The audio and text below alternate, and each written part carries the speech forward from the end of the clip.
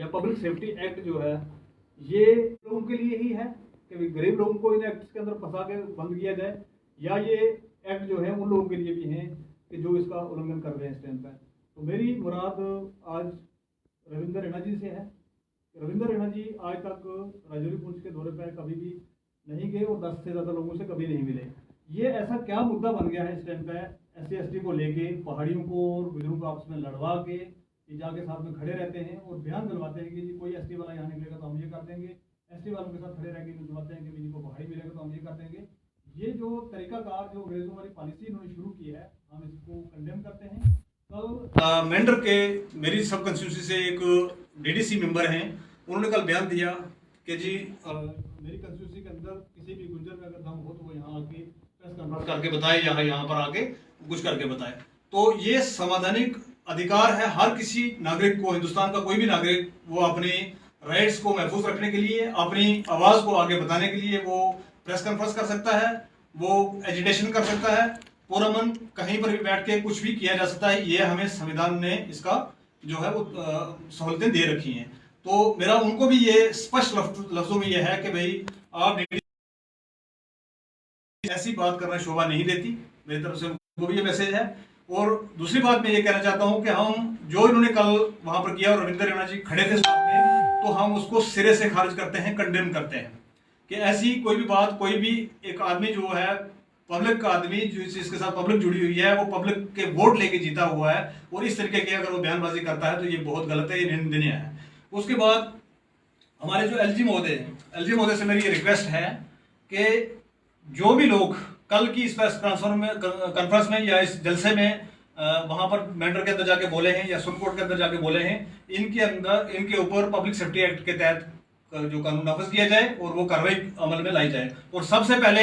ये जो है पब्लिक सेफ्टी एक्ट जो है ये रविंदर रैना जी पे लगाया जाए, जिन्होंने इस तरीके से लोगों को इकट्ठे करके और आपस में भिड़वाने का काम शुरू किया है। ये तो हम बहुत देर से जानते हैं कि बीजेपी के जो लोग हैं इनका एक ही मिशन है, डिवाइड एंड रूल। और डिवाइड एंड रूल पूरे हिंदुस्तान के अंदर इन्होंने किया है हिंदू और मुसलमान को बना के। अब यहाँ पर जम्मू कश्मीर के अंदर हिंदू मुसलमान से इनका काम नहीं चला, पिछले 4-5 साल से बहुत सारे प्रयास किए गए, उनमें नहीं ये कामयाब हुए। तो अब इन्होंने एक काम किया है कि भाई पहले इसमें भी मैं बता दूं आपको कि पहले ये इन्होंने क्या किया था कि गुजरों को लेके कि जी आपको फ्लैट्स देंगे, हम आपको हमने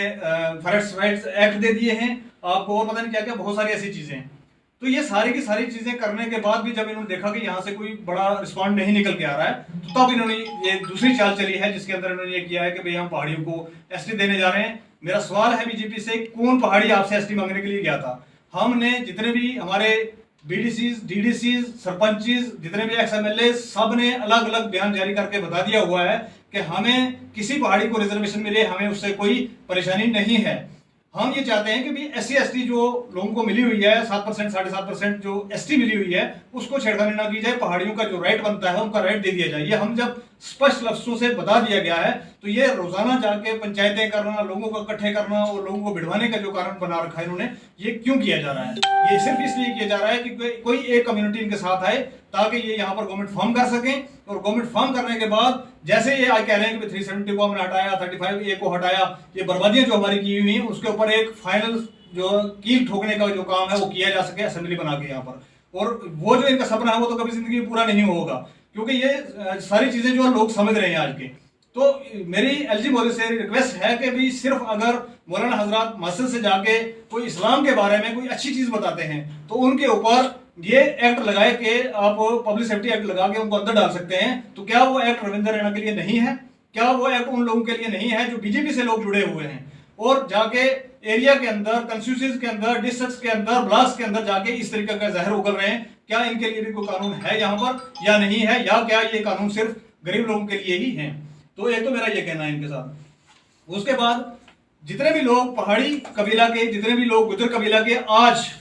मीटिंग्स कर रहे हैं अलग अलग एरियाज के अंदर, 50,000 की गैदरिंग, 2 लाख की गैदरिंग, 1 लाख की गैदरिंग ये कर रहे हैं, कोई भी इनमें से organisation corruption, unemployment, development, mining mafia, शराब mafia, land mafia, GST, toll plaza, statehood, 370, 335A और महंगाई, इसके बारे में भी अगर ये लोग निकल के करते तो मेरे ख्याल से वो सबसे बेहतर था एज कंपेयर टू कि जहर जो है वो लोग उगल रहे हैं इस टाइम पे एक दूसरे के खिलाफ, इससे बेहतर था कि इन मुद्दों पे बात की जाती। हमारे बच्चे आज सफर इसलिए हैं क्योंकि करप्शन है, अनएम्प्लॉयमेंट है। हमारे बच्चे इसलिए दरबदर नहीं है आज कि उनको ऐसी मिली है या नहीं मिली है। हमारे बच्चे इसलिए दरबदर हैं कि हमारे यहाँ पर इतनी सारी वैकेंसीज होते हुए भी उनको फिल नहीं किया जा रहा है। उन चीजों के ऊपर भी मेरी जनरल पब्लिक से, चाहे वो पहाड़ी हूं चाहे वो एसटी वाले हों, उन सब से रिक्वेस्ट है कि प्लीज इन मुद्दों के ऊपर ध्यान दें। आप अगर 20-30,000 50,000 लोग इकट्ठे होकर एक दूसरे को गालियां देने के लिए इकट्ठे होते हैं तो वो ना होके इन मुद्दों पर काम किया जाए जो हमारे बेसिक मुद्दे हैं जिन पर हमें काम करना चाहिए। तो मेरी पूरी पब्लिक से, जम्मू कश्मीर की तमाम पब्लिक से, जिसमें पहाड़ी भी आते हैं, गुजर भी आते हैं, मुसलमान भी आते हैं, हिंदू भी आते हैं, सिख भी आते हैं, सारे आते हैं,